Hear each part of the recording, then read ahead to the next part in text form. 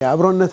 ስለሚያነሳው ውስጥ በነበርንበት ጊዜ ኸልዋ ላይ አህመድ ጋር አንድ ላይ ነበርን ዶክተር ከማል ጋር ኡስታዝ ሰላሐዲን መለስ ማከላዊ ዶክተር ከማል ትንሽ ብርድ ምናምን ከብዳቸው ነበርና በፍጹም ማረሳው ነገር ሃይላንድ ውሃ በዚህ አቅፎ ያድር ነበር ሰላሐዲን አሙቆላቸው ያድር ነበር ውሃ ለፈጅር ውሃ ውዱም ያደርጉበት ማለት ነው እና ችግሩ በራሱ በአላህ መንገድ ላይ ነው እዛ ውስጥ የገባውና የሚፈጥረው ትስስር አንድነቱ ስሜት በጣም ልዩ ነው አብሮ ማይረሳው ቀደም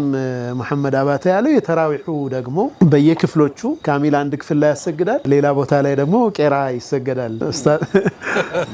ሰዒድ አሊ